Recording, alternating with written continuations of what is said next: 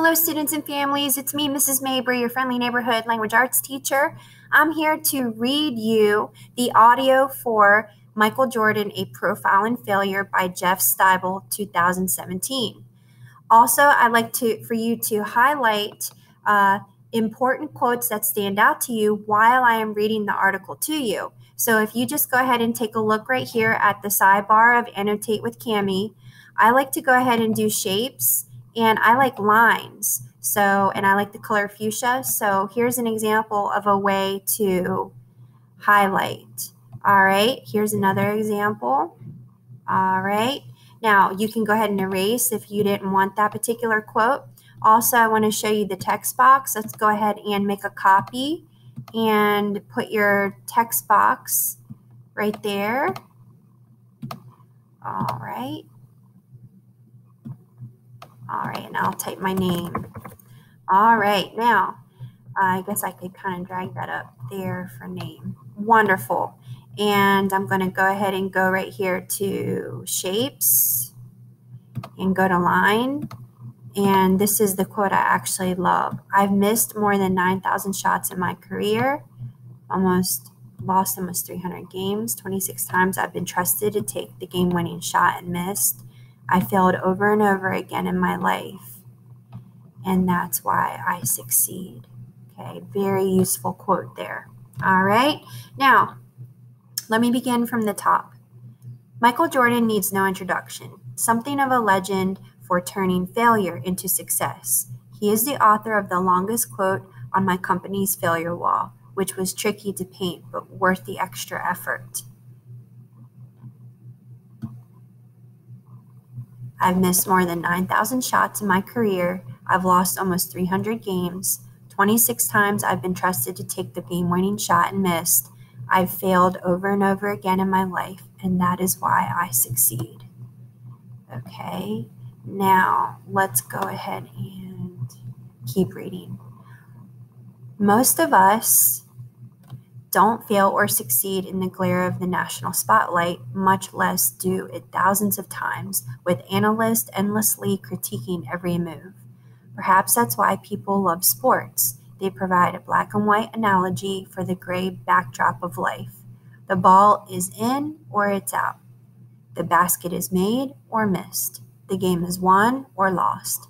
Watching our favorite stars pull through when chips are down inspires us to do the same in our own lives, and no one has inspired more sports fans, young and old alike, than Michael Jordan. The story of Michael Jordan not making his high school team has been told and retold, but continues to inspire with each retelling. In 1978, sophomore Michael Jordan tried out for the varsity basketball team at Laney High School. When the list was posted, Jordan's name wasn't on it. Instead, he was asked to play on the junior varsity team.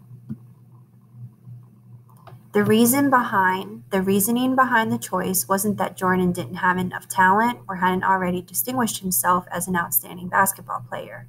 Rather, it came down to seniority, size, and strategic decision. The varsity team already had 11 seniors and 3 juniors. That left space for only one more player, and the coaches chose another sophomore, Jordan's friend Leroy Smith. Smith was not as good as Jordan, but he added size to the team, as he was 6'6" compared to Jordan's diminutive 5'10". What's more, the coaches knew that if Jordan had been chosen for the varsity team, he would play only when needed as a substitute for the more senior varsity players. On the junior varsity team, he would get more playing time and a chance to truly develop. It was a perfectly logical choice for the coaches to assign Jordan to the junior varsity team for his sophomore year, but 15-year-old Jordan was devastated. When the list was posted without his name, in his mind, it was the ultimate defeat, the ultimate failure. I went to my room and I closed my door and cried. For a while, I couldn't stop. Even though there was no one else home at the time, I kept the door shut. It was important to me that no one hear me or see me.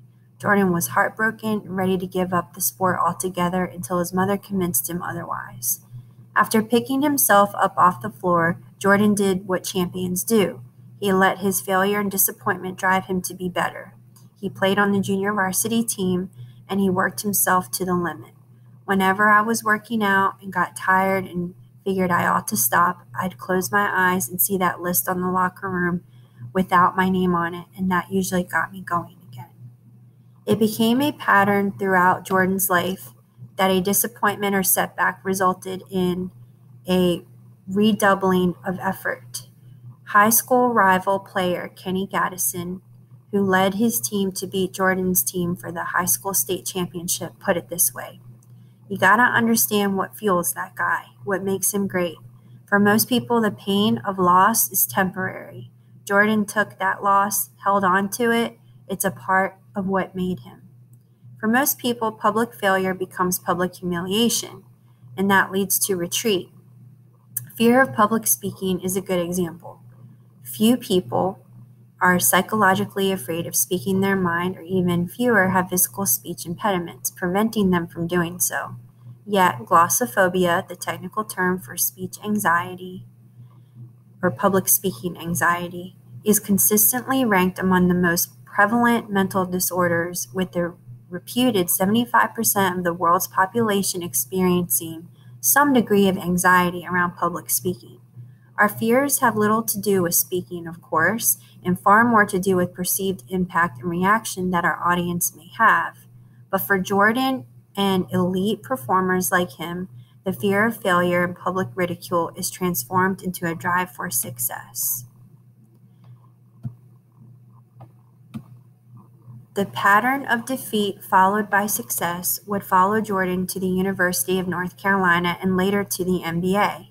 His relentless drive would lead him to break numerous records and become the most decorated player in the history of the NBA. What's more, he credited with dramatically increasing the popularity of basketball both in the United States and internationally, and inspiring the next generation of basketball players, including LeBron James, Dwayne Wade, and Kobe Bryant.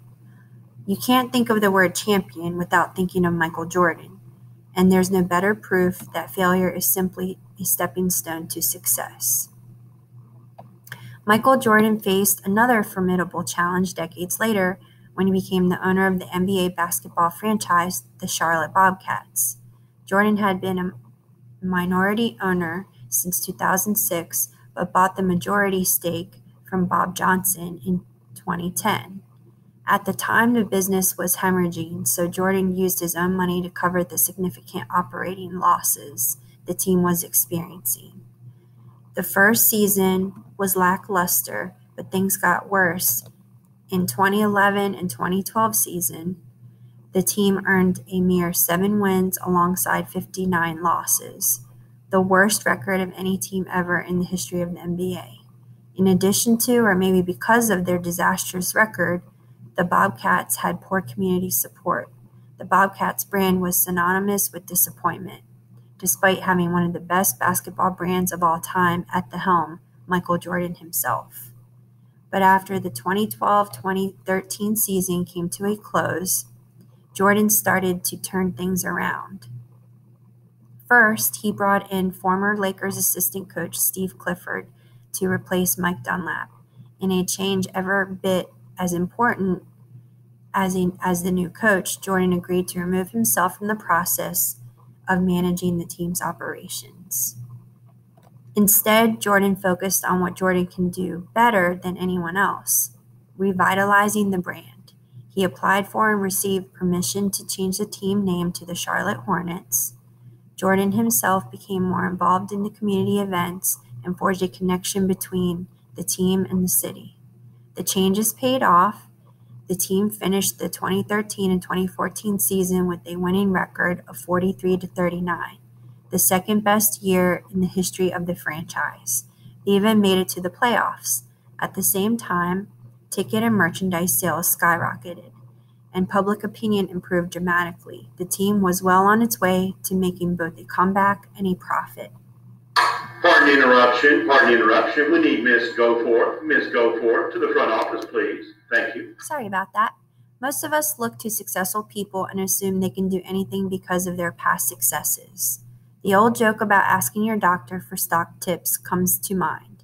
as if just because you can cure an illness, you have wisdom about everything. Doctors don't make great stockbrokers, brain surgeons, or horrible rocket scientists. CEOs aren't usually exceptional cooks, and basketball stars are really rarely great baseball players. You can ask Jordan about the last one as well.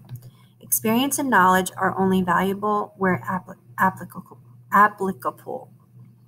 This mindset doesn't just fog our external lenses, it also blurs how we see ourselves. It is often hard for successful people to admit that they won't be good at something new. In Jordan's case, his basketball skills didn't translate into basketball management. It took some time, but Jordan certainly deserves credit for acknowledging what wasn't working and trying new things until he hit a winning combination. He gave up managing and focused on marketing, a skill he was uniquely qualified for. For Jordan, that became the recipe for success. Now, students, we have just a couple more paragraphs here. It's harder than most people think.